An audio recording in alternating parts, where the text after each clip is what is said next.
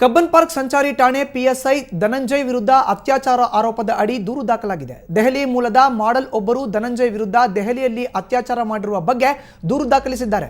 1 ವರ್ಷದಿಂದ ತನ್ನನ್ನು ಪ್ರೀತಿಸುವ ನಾಟಕವಾಡಿ ಅತ್ಯಾಚಾರ ಮಾಡಿದ್ದಾರೆ ಎಂದು ದೂರಿನಲ್ಲಿ ಯುವತಿ ಆರೋಪಿಸಿದ್ದಾರೆ.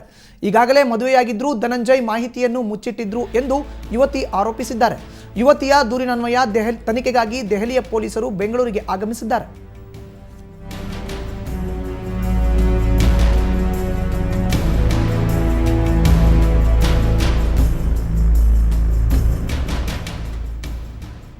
ಇದು ಕಬ್ಬನ್ ಪಾರ್ಕ್ನ ಸಂಚಾರಿ ಪೊಲೀಸ್ ಠಾಣೆ ಪಿಎಸ್ಐ ಧನಂಜಯ್ ಅವರ ವಿರುದ್ಧ ಅತ್ಯಾಚಾರ ಆರೋಪದ ಅಡಿ ದೂರು ದಾಖಲಾಗಿದೆ. ದೆಹಲಿ ಮೂಲದ ಮಾಡೆಲ್ ಒಬ್ಬರು ಧನಂಜಯ್ ವಿರುದ್ಧ ದೆಹಲಿಯಲ್ಲಿ ಅತ್ಯಾಚಾರ ಮಾಡಿರುವ ಬಗ್ಗೆ ದೂರು ದಾಖಲಿಸಿದ್ದಾರೆ.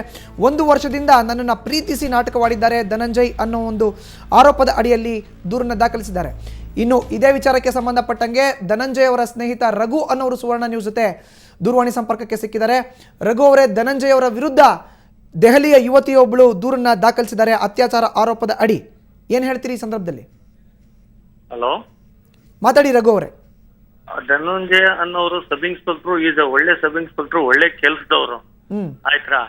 ಆ ಕೆಲ್ಸದ ಬಗ್ಗೆ ಬೇಕಾದ್ರೆ ನೀವು ಕೇಳಿ, ನಾವು ಅದಕ್ಕೆ ಬೇಕಾದ್ರೆ ಕರೆಕ್ಟ್ ಆಗಿ ಬೇಕಾದ್ರೆ ಎಲ್ಲಾನು ಬೇಕಾದ್ರೆ ನಾವು ತಿಳಿಸ್ತೀರಿ. ಓಕೆನಾ? ಮತ್ತೆ ಬಂದ್ಬಿಟ್ಟು ಈ ಹುಡುಗಿ ಬಂದ್ಬಿಟ್ಟು ಮೆಹಂದಿ ಡ್ಯಾನ್ಸ್ ಬಾರಲ್ಲಿ ಕೆಲ್ಸನ ಬೇಕಾದ್ರೆ ಮಾಡ್ತಾನೆ ಇದ್ಲಂತೆ. ಓಕೆನಾ? Near MG road Mehendi dance ಬಾರಲ್ಲಿ.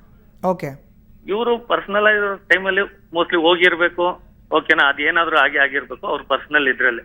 ಓಕೆನಾ? ಆದ್ರೆ ಈ ಹುಡುಗಿದ್ ಬಂದ್ಬಿಟ್ಟು ಸಿಕ್ಕಾಪಟ್ಟೆ ಅವ್ರಿಗೆ ಥ್ರೆಟ್ ಅಂತ ಇತ್ತು ಅಂತ ಒಂದು ನಮಗೂ ತಿಳಿದು ಬಂತು ಸುಮಾರು ಒಂದು 4-5 ಮಂತ್ಸ್ ಬ್ಯಾಕ್. ಹಾಗಾದ್ರೆ ರಘು ಅವರೇ, ಈಗ ಈ ಯುವತಿ ಬಗ್ಗೆ ನಿಮ್ಮ ಹತ್ರ ಧನಂಜಯ್ ಅವರು ಕೆಲ ವಿಷಯಗಳನ್ನ ಶೇರ್ ಮಾಡ್ಕೊಂಡಿದ್ರು? ಇಲ್ಲ, ಇದ್ರ ಬಗ್ಗೆ ಅವ್ರ ವೈಫ್ಗೆ ಬಂದ್ಬಿಟ್ಟು ಥ್ರೆಟ್ ಆಯ್ತು. ಅವ್ರ ವೈಫ್ ಬಂದ್ಬಿಟ್ಟು ಅವ್ರ ವೈಫ್ ನ ಡೈವರ್ಸ್ ಬೇಕಾದ್ರೆ ಮಾಡಿ ಅಂತ ಈ ಹುಡುಗಿ ಫೋನ್ ಎಲ್ಲ ಬೇಕಾದ್ರೆ ಮಾಡಿ ಅವ್ರ ವೈಫ್ಗೆಲ್ಲ ಬೇಕಾದ್ರೆ ಥ್ರೆಟ್ ಮಾಡಿದ್ದು ಒಂದ್ ದಿವಸ ನಮಗೆ ತಿಳಿದು ಬಂತು. ಇದು ಅರೌಂಡ್ ಒಂದು 6 to 7 ಮಂತ್ಸ್ ಬ್ಯಾಕ್. ಓಕೆ, ಇದು ಹಿಂಗೆಲ್ಲ ಬೇಕಾರೆ ಆಯ್ತಾ. ಆಮೇಲೆ ಅವ್ರ ವೈಫ್ ನಮ್ಮ ಹತ್ರ ಹೇಳಿದ್ರು, ನಾನು ಹೇಳಿ ಹಂಗೆಲ್ಲ ಬೇಕಾರೆ ಏನ್ ಇರಲ್ಲಮ್ಮ, ಸುಮ್ನೆ ಯಾರೋ ಆಗ್ದಿರೋರ ಬೇಕಾರೆ ಬಂದು ಹೇಳಿ ಇರ್ತಾರೆ ಅಂತ. ಆಮೇಲೆ ಆ ಹುಡುಗಿನೂ ಬೇಕಾದ್ರೆ ಥ್ರೆಟ್ ಮಾಡಿದ್ದು, ಮತ್ತೆ ಅದು ಅವ್ರ ವೈಫ್ಗೂ ಗೊತ್ತು. ಮತ್ತೆ ಈ ಹುಡುಗಿ ಬಂದ್ಬಿಟ್ಟು ನಮ್ಮನ್ನ ಲವ್ ಮಾಡಿ ನಮ್ ಜೊತೆಲಿ ಇರಿ, ನಿಮ್ ವೈಫ್ನೆಲ್ಲ ಬಿಟ್ಟಬಿಡಿ ಅಂತ ತಿಳಿಸಿದ್ದಾರೆ. ಧನಂಜಯ ಅವರು ಹೇಳಿದಾರೆ, ನನ್ ಮದುವೆ ಆಗಿದೆ, ನನಗೂ ನನ್ ಮಗು ಅಂತ ಇದೆ, ಮಗುನು ಇದೆ, ನಾನು ನಿಮ್ಮನ್ನ ಲವ್ ಎಲ್ಲ ಬೇಕಾದ್ರೆ ಮಾಡಕ್ಕೂ ಆಗಲ್ಲ, ನಾನು ಸುಮ್ನೆ ಅಷ್ಟೇ ಹಲೋ ಅಂತ ಬೇಕಾದ್ರೆ ನಾನು ಹೇಳ್ದೆ. ನಾನು ನಿಮ್ಗೆ ನೀವು ಥ್ರೆಟ್ ನನ್ನ ಮಾಡೋದು ಅವಶ್ಯಕತೆನೇ ಬೇಕಾದ್ರೆ ನನ್ಗಿಲ್ಲ ಅಂತಾನು ಬೇಕಾದ್ರೆ ಹೇಳಿದ್ರೆ, ಇದು ಅವ್ರ ವೈಫ್ಗೂ ಬೇಕಾದ್ರೆ ಗೊತ್ತೇ. ಓಕೆ, ಧನ್ಯವಾದಗಳು ರಘು ಅವರೇ, ನೀವು ಸುವರ್ಣ ನ್ಯೂಸ್ ಜೊತೆ ಮಾತನಾಡಿದ್ದಕ್ಕೆ.